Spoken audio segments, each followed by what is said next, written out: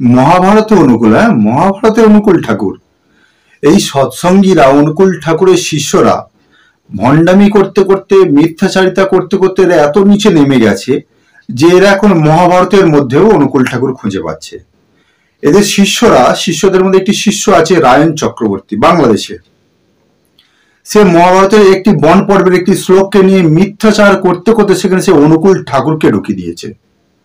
তো আগে সেই ব্যক্তি কি বলেছে আগে আপনারা দেখুন, তারপর এদের কি করে লুঙ্গি খুলতে হয় আপনাদেরকে আমি দেখাচ্ছি, দেখে নিন। মহাভারতের বন পর্বের 161 অধ্যায়ে এই কলিযুগের বর্ণনা করা আছে। কোথায়? মহাভারতের বন পর্বের 161 অধ্যায় কলিযুগের বর্ণনা। সেইখানে বলা আছে, অতঃ কালান্তরে अस्मिन् পুনর্লোকো বিবৃদ্ধয়ে ভবিষ্যন্তি পুনর্দৈবম অনুকূলম যদিচ্ছয়া। যখন কলিযুগে তুমুল সংঘাত উপস্থিত হইবে, যখন কলিযুগে তুমুল সংঘাত উপস্থিত হইবে, তখন দৈব লোকরক্ষার নিমিত্তে পুনরায় অনুকূল হইবেন, অনুকূল হইয়া অবতীর্ণ হইবেন। মহাভারতের বন পর্বে পরিষ্কার লেখা আছে। তো বন্ধুরা, আপনারা দেখলেন রায়ন চক্রবর্তীর ভিডিও। সেখানে তিনি কি করছেন, মহাভারতের বন পর্ব থেকে একটি শ্লোক উঠিয়ে ওখানে অনুকূল শব্দ আছে বলে উনি অনুকূল বলে চালাচ্ছেন, এবং তার স্ক্রিনশটে তাদের লেখা বইতে সেটাকে অনুকূল অবতার প্রমাণ করার চেষ্টা করেছেন। কিন্তু ভিডিওটি দেওয়ার সময় তিনি হয়তো ভুলে গিয়েছিলেন, তিনি মহাভারতের যে হরিদাস সিদ্ধান্ত বাগিসের যে টিকা সমন্বিত যে মহাভারত, সেটা দেখানোর সময় তিনি ভুল করে দিয়ে ফেলেছেন, সেখানে তিনি ফেঁসে গেছেন। ঠিক এরই সঙ্গে তীর্থ মল্লিক নামের এক ব্যক্তি আছে, সেও কিন্তু একই চিটিংবাজি চালিয়ে যাচ্ছে হিন্দুদের সঙ্গে।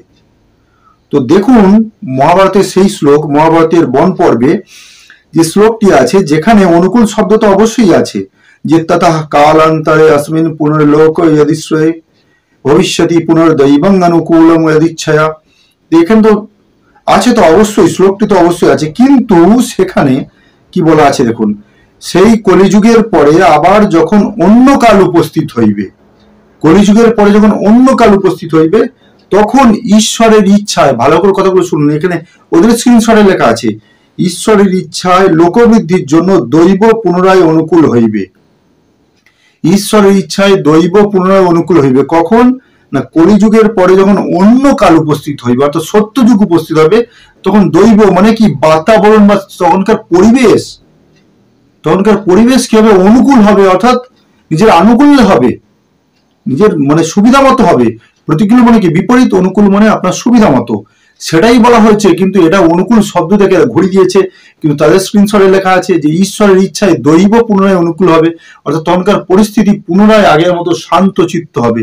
এবার আপনাদেরকে দেখাই, তো হরিদাস সিদ্ধান্ত বাগিসের টিকা ওরা যেটা দিয়েছে, আমি আপনাদেরকে মহাভারত থেকে দেখাচ্ছি। দেখুন, ওটাও যদিও মহাভারতের শ্লোক, এটা দেখুন গীতা প্রেস থেকে অনুবাদিত মহাভারত। তো এই মহাভারতের যে বন পর্ব, অনুশাসন পর্ব এক জায়গায় খুঁজে পেয়েছে, কিন্তু দেখুন বন পর্ব। তো এই বন পর্বের এখানে আছে 190 নম্বর অধ্যায় গীতা প্রেসের মহাভারতে।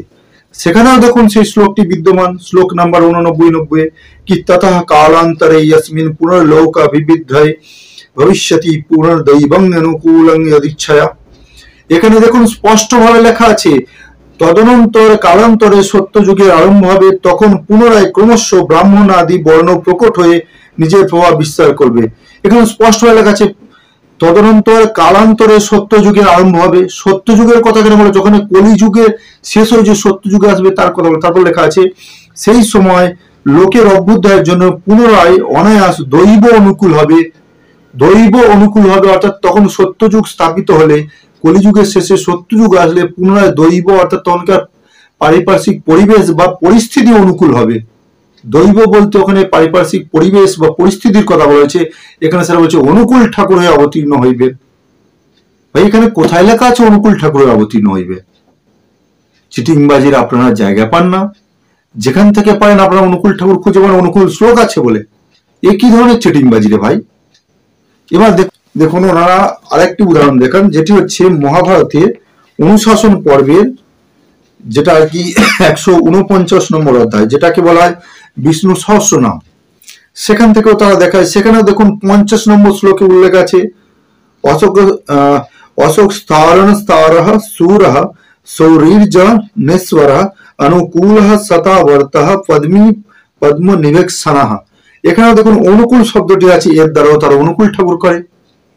তো এই অনুকূল শব্দের অর্থ আছে আত্মরূপ হয় সবার অনুকূল, অর্থাৎ প্রত্যেকের জীবে আত্মা আছে এবং পরমাত্মা আছে। প্রত্যেকের জীবে যেহেতু সেই পরমাত্মা আত্মা আছে এবং আত্মার সঙ্গে পরমাত্মা আছে, সেই জন্য অনুকূল। এখানে অনুকূল ঠাকুরের কথা কোথাও বলা হয়নি। ভাই রায়ন চক্রবর্তীর কথা নিয়ে তীর্থ মল্লিক যে লাফাচ্ছে, তাহলে তার লাফানি চপানি তো বন্ধ হয়ে গেল। এখানে অনুকূল ঠাকুরের কথা কোথাও বলা আছে যে অমুক জনের পুত্র অনুকূল ঠাকুর হবেন, ভবিষ্যতে কলিযুগে অবতীর্ণ হবেন।